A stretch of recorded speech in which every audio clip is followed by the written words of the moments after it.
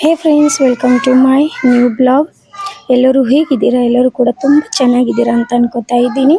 ಇವತ್ತೇ ಬ್ಲಾಗ್ ಏನಿದೆ ಅಂದರೆ ಮುಂಜಾನೆ 5 ಗಂಟೆಗೆ ಸ್ಟಾರ್ಟ್ ಮಾಡ್ತಾ ಇದ್ದೀನಿ. ಸೊ ಕಿಚನ್ ರಾತ್ರಿನೇ ಕ್ಲೀನ್ ಮಾಡ್ಕೊಂಡಿರ್ತೀನಿ, ಬಟ್ ಮುಂಜಾನೆ ಒಂದ್ಸಲ ಕಟ್ಟೆ ತೊಳ್ಕೊಂಡು ಮತ್ತೊಂದು ಸಲ ಒರೆಸ್ಕೊಂಡಿರ್ತೀನಿ. ಯಾಕಂದರೆ ಏನಾಗುತ್ತೆ, ರಾತ್ರಿ ಸ್ವಲ್ಪ ಏನೇ ಅಂದರೆ ಹೈಜೆನಿಕ್ ಇರುತ್ತೆ. ಮಾರ್ನಿಂಗ್ ಒಂದು ಸ್ವಲ್ಪ ಒರೆಸ್ಕೊಂಡು ಬಿಟ್ಟರೆ ಆ ಕಾರಣದಿಂದ ಒಂದು ಸ್ವಲ್ಪ ಒರೆಸ್ಕೊಂಡು ಬಿಡ್ತೀನಿ ಫ್ರೆಂಡ್ಸ್. ಇವಾಗ ಏನಿದೆ ಅಂದರೆ ಫಸ್ಟ್ ಆಫ್ ಆಲ್ ನಾನು ನನ್ನ ಒಲೆ ಪೂಜೆ ಮಾಡ್ತೀನಿ. ಯಾವಾಗಲೂ ಒದ್ದ ಮೇಲೆ ನಾನು ಸ್ವಲ್ಪ ಕಸ ಗುಡಿಸ್ಕೊಂಡು ಸ್ಟಾರ್ಟಿಂಗ್ ಒಲೆ ಪೂಜೆ ಮಾಡಿಬಿಡ್ತೀನಿ. ಸೊ ಒಲೆ ಪೂಜೆ ಹೆಂಗೆ ಮಾಡೋದು ಅಂತ ನಿಮಗೂ ಕೂಡ ಗೊತ್ತಿರ್ತಾರೆ, ಖಂಡಿತ ನನಗೂ ಕೂಡ ಕಮೆಂಟ್ ಮಾಡಿ ಹೇಳಿ.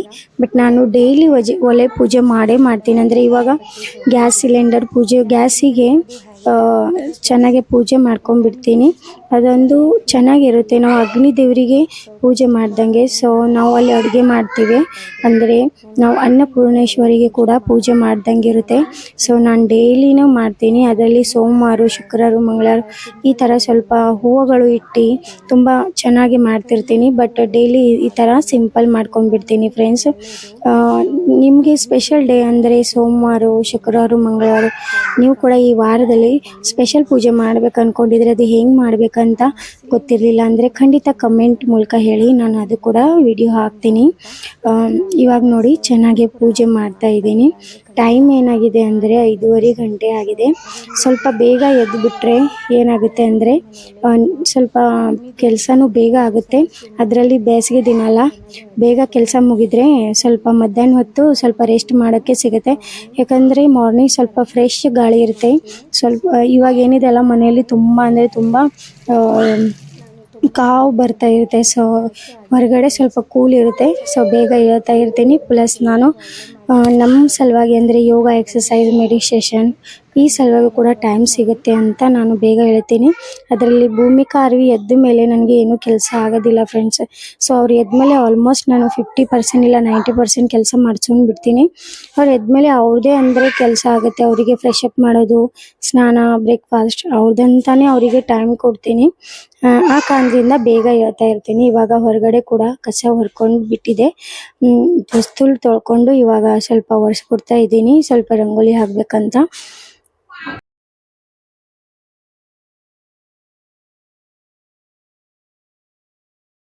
ಇವತ್ತಿನ ಲಾಗಲ್ಲಿ ಏನಪ್ಪ ವಿಶೇಷ ಅಂದರೆ, ಇವತ್ತು ನಿಮಗೆ ಆಲೂಗಡ್ಡೆ ರೆಸಿಪಿ ಅಂದರೆ ಹೋಟೆಲ್ ಸ್ಟೈಲಲ್ಲಿ ಆಲೂಗಡ್ಡೆ ರೆಸಿಪಿ ಅಂದರೆ ದೋಸೆದಲ್ಲಿ ಇಟ್ಟಿರ್ತಾರಲ್ಲ, ಮಸಾಲೆ ದೋಸೆದಲ್ಲಿ ಆ ಆಲೂಗಡ್ಡೆ ರೆಸಿಪಿ. ಮತ್ತಂದರೆ ದೋಸೆ ನಿಮಗೆ ಕ್ರಿಸ್ಪಿ ಅಂದರೆ ಮೈಸೂರು ದೋಸೆ ಹೆಂಗಿರುತ್ತೆ ಗೊತ್ತಲ್ಲ, ಮ್ಯಾಗೆ ಕ್ರಿಸ್ಪಿ ಇರುತ್ತೆ, ಒಳಗಡೆ ತುಂಬ ಸ್ಮೂತ್ ಇರುತ್ತೆ. ಆ ಥರ ಹೆಂಗೆ ಮಾಡಬೇಕಂತ ಅದು ಕೂಡ ಈ ರೆಸಿಪನ್ನು ಈ ವಿಡಿಯೋಲಿ ತಿಳಿಸ್ತಾ ಇದ್ದೀನಿ. ಸೊ ಖಂಡಿತ ಎಂಡ್ವರೆಗೂ ನೋಡಿ. ನೀವು ಎಷ್ಟೋ ರೆಸಿಪಿ ವಿಡಿಯೋ ನೋಡಿರ್ತೀರ, ಬಟ್ ನಿಮ್ಮ ಎಲ್ಲ ಹಾಕಿದ್ರು ಕೂಡ ನಿಮ್ಮ ದೋಸೆ ಆ ಥರ ಆಗೋದಿಲ್ಲ. ಸೊ ನೀವು ಪಲ್ಯ ಅಂದರೆ ಇವಾಗ ಆಲೂಗಡ್ಡೆ ಪಲ್ಯ ಮಾಡ್ತೀರಲ್ಲ, ತುಂಬ ಏನೋ ಜಾಸ್ತಿ ಮಸಾಲೆ ಹಾಕ್ಕೊಂಡು ಮಾಡ್ತೀರಲ್ವ, ಬಟ್ ಅದು ಅಷ್ಟೊಂದು ಟೇಸ್ಟಿ ಆಗೋದಿಲ್ಲ. ಮನೇಲಿ ಕಂಪ್ಲೇಂಟ್ ಮಾಡ್ತಾ ಇರ್ತಾರೆ, ಎಷ್ಟು ಮಾಡಿದ್ರು ಹೋಟೆಲ್ ಟೇಸ್ಟ್ ಆಗೋದೇ ಇಲ್ಲ ಅಮ್ಮ ಅಂತ. ಬಟ್ ಈ ರೆಸಿಪಿ ನೋಡಿದ್ರೆ ನೀವು ತುಂಬ ಖುಷಿ ಆಗ್ತೀರಾ. ಪ್ಲಸ್ ನನ್ನ ಹಂಗೆ ನೀವು ಫಾಲೋ ಮಾಡಿದರೆ ಕೂಡ ತುಂಬ ಚೆನ್ನಾಗಿ ಮಾಡ್ತೀರಾ. ಯಾಕಂದರೆ ಏನಿದೆ ಅಂದರೆ ತುಂಬ ಮಸಾಲೆ ಹಾಕ್ಕೊಂಡು ಅಡುಗೆ ಮಾಡಿದರೆ ಟೇಸ್ಟಿ ಆಗುತ್ತೆ, ಜಾಸ್ತಿ ಆಯಿಲ್ ಹಾಕಿದ್ರೆ ಟೇಸ್ಟಿ ಆಗುತ್ತೆ, ಇದು ತಪ್ಪ ಕಲ್ಪನೆ. ಅದೊಂದು ಪ್ರೊಸೀಜರ್ ಇರುತ್ತೆ. ಲೈಟ್ ಮಸಾಲೆ ಲೈಟ್ ಆಯಿಲ್ದಿಂದ ಕೂಡ ತುಂಬ ಚೆನ್ನಾಗಿ ಟೇಸ್ಟಿ ಆಗುತ್ತೆ. ಸೊ ಅದು ಹೆಂಗೆ ಮಾಡಬೇಕು ಪ್ರೊಸೀಜರ್ ಅಷ್ಟೇ ಗೊತ್ತಿರಬೇಕು ಫ್ರೆಂಡ್ಸ್. ಇವಾಗ ನಾನು ನಮ್ಮ ಪುರ್ತೆ ಅಂತ 4 ಆಲೂಗಡ್ಡೆನ ನಾನು ಕುದಿಸೋಕ್ಕೆ ಇಟ್ಟಿದ್ದೀನಿ ನೋಡಿ. ಅದಕ್ಕೆ ನಾನು ಒಂದು 5 ಇಲ್ಲ 6 ವಿಜಿಲ್ ಕೊಡ್ತೀನಿ. ಸೊ ಇವಾಗ ಏನಿದೆ ಅಂದರೆ ಸ್ವಲ್ಪ ಈ ಗ್ಯಾಪಲ್ಲಿ ನಾನು ಅಂದರೆ ಇವಾಗ ಇದು ಕುದಿಯೋವರೆಗೂ ನಾನು ಸ್ವಲ್ಪ ನನ್ನ ಎಕ್ಸಸೈಸ್, ಯೋಗ, ಮೆಡಿಟೇಷನ್ ಎಲ್ಲನೂ ಮುಗಿಸ್ಕೊಂಡು ಬಿಡ್ತೀನಿ. ನಾನು ಡೈಲಿ 1 ಅವರ್ ಇಲ್ಲ 1/2 ಆನ್ ಅವರು ನನ್ನ ಆ ರೂಟೀನ್ಗೆ ನಾನು ಕೊಡ್ತಾ ಇರ್ತೀನಿ. ನಿನ್ನೆ ನೋಡಿ ಹಿಟ್ಟು ಹರ್ಕೊಂಡಿಟ್ಟಿದ್ದೀನಿ. ಸೊ ಅದಕ್ಕೆ ನಿಮ್ಮ ಹಿಟ್ಟು ಕೂಡ ತುಂಬ ಚೆನ್ನಾಗಿ ಟೆಕ್ಸ್ಚರ್ ಬರ್ತಾ ಇಲ್ಲ ಅಂದರೆ ನೀವು ಸ್ವಲ್ಪ ಅಕ್ಕಿ, ಉದ್ದಿನಬೇಳೆ, ಸ್ವಲ್ಪ ಕಡಲೆಬೇಳೆ, ಸ್ವಲ್ಪ ಸಾಬುದಾನೆ ಮತ್ತಂದರೆ ಅವಲಕ್ಕಿ ಹಾಕ್ಕೊಂಡ್ಬಿಡಿ.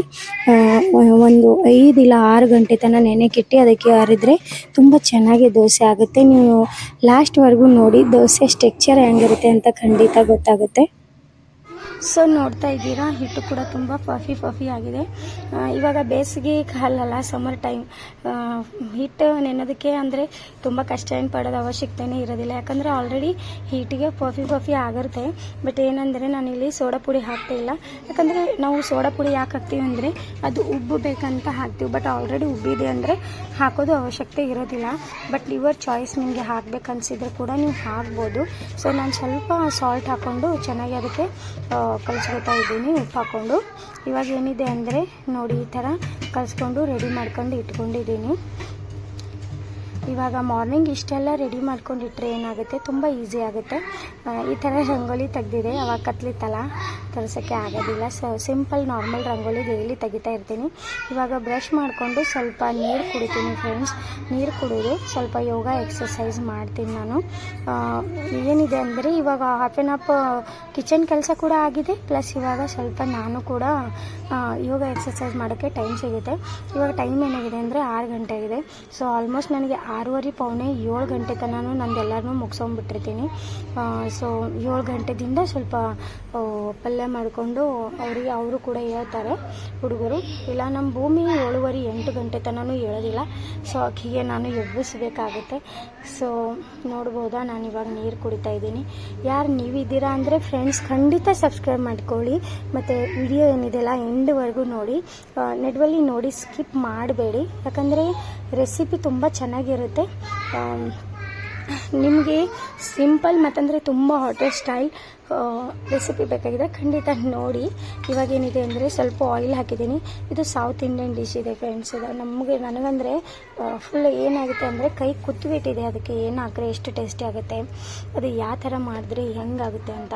ಸ್ವಲ್ಪ ಜೀರಿಗೆ ಜಾಸ್ತಿ ಹಾಕ್ಕೊಳ್ಳಿ ಫ್ರೆಂಡ್ಸ್, ಸಾಸಿವೆ ಕಮ್ಮಿ ಇದ್ದರೂ ನಡೀತೆ, ಜೀರಿಗೆ ಜಾಸ್ತಿ ಹಾಕೋಬೇಕು. ಸ್ವಲ್ಪ ಇವಾಗ ನೋಡಿ ಚಟ ಅಂದಿದೆ, ಕರಿಬೇವು ಹಾಕೋತಾ ಇದ್ದೀನಿ. ಅದು ಕೂಡ ಚೆನ್ನಾಗಿ ಚಟಪಟ ಆದಮೇಲೆ ಸ್ವಲ್ಪ ಮೆಣಸಿಕಾಯಿ ಹಾಕ್ತಾಯಿದ್ದೀನಿ. ಇದು ನೋಡಿ ಹಾಕ್ಬೋದು, ನಿಮ್ಮ ಫ್ಯಾಮಿಲಿಯಲ್ಲಿ ಎಷ್ಟೊಂದು ಸ್ಪೈಸಿ ತಿಂತಾರೆ ಅದ್ರ ಮೇಲೆ ಡಿಪೆಂಡ್ ಇದೆ. ಸೊ ನಾನು ಜಾಸ್ತಿ ಹಾಕೋದಿಲ್ಲ, ಅದರಲ್ಲಿ ಉದ್ದ ಜಾಸ್ತಿ ಹಾಕಿರ್ತೀನಿ. ಮನೇಲಿ ಮಕ್ಕಳಿರ್ತವೆ, ಅವು ತೆಗೆದು ತಿನ್ಬೋದಂತ ಆ ಕಾರಣದಿಂದ. ನೀವು ಸ್ವಲ್ಪ ಸಣ್ಣ ಕಟ್ ಮಾಡಿ ಹಾಕಿದ್ರು ಕೂಡ ನಡೀತೆ. ಈಗ ನೋಡಿ ಆನಿಯನ್ ಹಾಕ್ತಾಯಿದ್ದೀನಿ ಫ್ರೆಂಡ್ಸ್. ಆನಿಯನ್ ಏನಿದೆಯಲ್ಲ ಉದ್ದ ಕಟ್ ಮಾಡ್ಕೊಂಡಿದ್ದೀನಿ. ನೀವು ಆಲೂಗಡ್ಡೆ ಪಲ್ಯ ಮಾಡ್ತಾಯಿದ್ದೀರಿ, ಅದು ಮಸಾಲೆ ದೋಸೆದಲ್ಲಿ ಅಂದರೆ ಏನು ಆನಿಯನ್ ಇರುತ್ತಲ್ಲ ಅದು ಜಾಸ್ತಿ ಚಾಪ್ ಮಾಡುವಾಗ ಉದ್ದನೇ ಇರಬೇಕು. ಯಾಕಂದರೆ ತುಂಬ ಟೇಸ್ಟಿ ಆಗುತ್ತೆ ಪಲ್ಯ, ಅಂದರೆ ಅದು ಹಲ್ಲಿಗೆ ಹತ್ತ ಮೇಲೆ ತುಂಬ ಟೇಸ್ಟ್ ಆಗುತ್ತೆ. ನೀವು ತುಂಬ ಸಣ್ಣ ಚಾಪ್ ಮಾಡಿದ್ರೆ ಅದು ಟೇಸ್ಟ್ ಆಗೋದಿಲ್ಲ. ಸೊ ಅದು ಹೋಟೆಲ್ ಸ್ಟೈಲು ಕೂಡ ಆಗೋದಿಲ್ಲ. ಹೋಟೆಲಲ್ಲಿ ಇವಾಗ ನೋಡಿ ಸ್ವಲ್ಪ ಸಾಲ್ಟ್ ಹಾಕ್ತಾಯಿದ್ದೀನಿ, ಅಂದರೆ ಬೇಗನೆ ಉಳ್ಳಾಗಡ್ಡಿ ಏನಿದೆ ಅಂದರೆ ಆನಿಯನ್ ಏನಿದೆಯಲ್ಲ ಚೆನ್ನಾಗಿ ಫ್ರೈ ಆಗಿಬಿಡುತ್ತೆ ಅಂತ ಸ್ವಲ್ಪ ಇವಾಗ ಸಾಲ್ಟ್ ಹಾಕಿದ್ದೀನಿ. ಆನಿಯನ್ ಕೂಡ ಸ್ವಲ್ಪ ಎಣ್ಣೆಲಿ ಫ್ರೈ ಆಗಿದ್ರೆ, ಅಂದರೆ ಸ್ವಲ್ಪ ಗೋಲ್ಡನ್ ಬ್ರೌನ್ ಥರ ಕಾಣ್ತಾ ಇದ್ದರೆ ಸ್ವಲ್ಪ ಟೊಮೆಟೊ ಕೂಡ ಹಾಕೊಂಡು ಬಿಟ್ಟಿದ್ದೀನಿ. ಟೊಮೆಟೊ ಕೂಡ ನೋಡ್ತಾ ಇರ್ಬೋದು, ನಾನು ತುಂಬ ಬಿಗ್ ಪೀಸಸ್ ಮಾಡಿದ್ದೀನಿ, ತುಂಬ ಅಂದರೆ ಆ ಕಾರಣದಿಂದ ಚೆನ್ನಾಗಿ ಟೇಸ್ಟ್ ಆಗುತ್ತೆ. ಸ್ವಲ್ಪ ಅರಿಶಿನ ಪುಡಿ ಹಾಕ್ತಾಯಿದ್ದೀನಿ. ಇಲ್ಲಿ ಮಸಾಲೆನೇ ಯೂಸ್ ಮಾಡ್ತಿಲ್ಲ, ಇನ್ನೊಂದು ಮಸಾಲೆ ಪ್ಯಾಕ್ ಇದೆ, ಇದರಲ್ಲಿ ಎಲ್ಲ ಮಸಾಲೆ ಇಟ್ಟಿರ್ತೀನಿ ನಾನು. ಸೊ ಇದರಲ್ಲಿ ಸಾಂಬಾರು ಪೌಡರ್ ಇದೆಯಲ್ಲ ಅದು ಸ್ವಲ್ಪ ಹಾಕ್ತಾಯಿದ್ದೀನಿ. ಸೊ ಆಯಿತು, ಇಷ್ಟೇ. ನಾನು ಇದ್ರ ಜಾಸ್ತಿ ಮಸಾಲೆ ಏನು ಯೂಸೇ ಮಾಡೋದಿಲ್ಲ, ಅಂದರೂ ಕೂಡ ಇಷ್ಟು ಟೇಸ್ಟಿ ಆಗುತ್ತಲ್ಲ ಫ್ರೆಂಡ್ಸ್. ನೀವು ಮಾಡಿ ನೋಡಿ, ಖಂಡಿತ ಕಮೆಂಟ್ ಮಾಡ್ತೀರಾ ಇಲ್ಲ ತುಂಬ ಟೇಸ್ಟಿ ಆಗಿದೆ ಅಂತ. ಇಷ್ಟೊಂದು ಟೇಸ್ಟಿ ಆಗುತ್ತೆ, ನೀವು ಹೋಟೆಲಲ್ಲಿ ತಿಂತೀರಲ್ಲ ಆ ಥರನೇ ಟೇಸ್ಟಿಗಿರುತ್ತೆ. ಇವಾಗ ನೋಡಿ ಪೊಟ್ಯಾಟೊ ಕೂಡ ನಾನು ಮ್ಯಾಶ್ ಮಾಡ್ಕೊತಾ ಇದ್ದೀನಿ. ತುಂಬ ಚೆನ್ನಾಗಿ ಮ್ಯಾಶ್ ಮಾಡಿಕೊಂಡು ಇವಾಗ ಏನಿದೆ ಅಂದರೆ ಆ ಆಲೂಗಡ್ಡೆ ಇದರಲ್ಲಿ ಮಿಕ್ಸ್ ಮಾಡ್ಕೊಂಡು ಬಿಡೋಣ. ಈ ಥರ ಮಿಕ್ಸ್ ಮಾಡ್ಕೊಂಡು ಬಿಟ್ಟಿದ್ದೀನಿ. ಸ್ವಲ್ಪ ಉಪಕಾರ ನೋಡಿ ನೀವು ಅದಕ್ಕೆ ಚೆನ್ನಾಗಿ ಅಡ್ಜಸ್ಟ್ ಮಾಡಿ, ತುಂಬ ಟೇಸ್ಟಿಯಾಗಿ ಇರುತ್ತೆ ಫ್ರೆಂಡ್ಸ್. ನಾನು ನಿಜವಾಗ್ಲೂ ನಂಬೋದಿಲ್ಲ. ಇವಾಗ ಇದು ದೋಸೆ ತೆಗೆದಿದೆ, ಸ್ವಲ್ಪ ಹಾಟ್ ಆಗ್ತಿದೆ ಅಂತ ಚೆಕ್ ಮಾಡಿದ್ದೀನಿ. ಇವಾಗ ದೋಸೆ ಹಾಕ್ತಾಯಿದ್ದೀನಿ. ದೋಸೆ ಹಾಕುವಾಗ ಯಾವಾಗೂ ಫ್ಲೇಮ್ ಇರುತ್ತಲ್ಲ ಅದು ಲೋ ಇಟ್ಟಿರಬೇಕು. ಫುಲ್ ಇಟ್ಟಿದ್ರೆ ಏನಾಗುತ್ತೆ, ಬೇಗ ಬಾಯಿಗೆ ಬಿಡುತ್ತೆ. ಸೊ ನೀವು ರೌಂಡಾಗಿ ತಿರುವಾಗ ನಿಮ್ಮ ದೋಸೆ ಏನಿರುತ್ತೆ ತುಂಬ ಕ್ರಿಸ್ಪಿ, ಮತ್ತಂದರೆ ದಪ್ಪ ಕ್ರಿಸ್ಪಿ ಆಗೋದಿಲ್ಲ, ದಪ್ಪ ಆಗಿಬಿಡುತ್ತೆ. ಸೊ ತಿನ್ನೋಕ್ಕೆ ಟೇಸ್ಟಿ ಹತ್ತೋದಿಲ್ಲ. ಸೊ ತುಂಬ ಕಮ್ಮಿ ಫ್ಲೇಮಲ್ಲಿ, ಅಂದರೆ ತುಂಬ ಲೋ ಫ್ಲೇಮಲ್ಲಿ ಈ ಥರ ತುಂಬ ತೆಳ್ಳಗಾಗಿ ಹಾಕಬೇಕು. ತುಂಬ ಚೆನ್ನಾಗಿ ಟೇಸ್ಟಿ ಹತ್ತುತ್ತೆ. ಸೊ ಮೇಲ್ಗಡೆ ಕ್ರಿಸ್ಪಿ ಆಗುತ್ತೆ, ಒಳಗಡೆ ತುಂಬ ಸ್ಮೂತ್ ಆಗಿರುತ್ತೆ. ನೀವು ಹೋಟೆಲ್ಗಳಲ್ಲಿ ತಿಂತಿರಲ್ಲ ಆ ಥರ. ಇವಾಗ ಎಣ್ಣೆ ಬಿಡ್ತಾ ಇದ್ದೀನಿ ಸ್ವಲ್ಪ. ಇಲ್ಲಿ ನಾನು ಮಸಾಲೆ ಅಂತ ಸ್ವಲ್ಪ, ಅಂದರೆ ದೋಸೆ ಮಸಾಲೆ ಇದೆಯಲ್ಲ ಅದು ಹಾಕೋತಾ ಇದ್ದೀನಿ, ನೋಡ್ಬೋದಾ. ಇವಾಗ ದೋಸೆ ಮಸಾಲೆ ಸ್ವಲ್ಪ ಹಾಕೋತಾ ಇದ್ದೀನಿ. ಇವಾಗ ಹಾಕೊಂಡ್ರೆ ಸ್ವಲ್ಪ ಎಣ್ಣೆಯಲ್ಲಿ ಅದು ಕೂಡ ಫ್ರೈ ಆಗಿಬಿಡುತ್ತೆ. ನೋಡ್ಬೋದಾ, ನೀವು ದೋಸೆ ಮಾಡುವಾಗ ಪರ್ಫೆಕ್ಟ್ ದೋಸೆ ಬೇಕಿದ್ರೆ ಸ್ವಲ್ಪ ಚೆನ್ನಾಗಿ, ಅಂದರೆ ಇವಾಗ ಲೋ ಫ್ಲೇಮ್ ಆಗಿಲ್ಲ, ಇವಾಗ ಮೀಡಿಯಮ್ ಫ್ಲೇಮಲ್ಲಿ ತರಬೇಕು. ಅಂದರೆ ಫುಲ್ ಹೈ ಫ್ಲೇಮಲ್ಲಿ ಏನಾಗುತ್ತೆ ಅಂದರೆ ಬೇಗ ಬೈದ್ಬಿಡುತ್ತೆ. ಸೊ ಕ್ರಿಸ್ಪಿನೆಸ್ ಇರೋದಿಲ್ಲ. ಅಂದರೆ ಪೂರ್ತಿ ಲೋ ಇರಬಾರ್ದು, ಸ್ವಲ್ಪ ಮೀಡಿಯಮ್ ಫ್ಲೇಮಲ್ಲಿ ಇರಬೇಕು.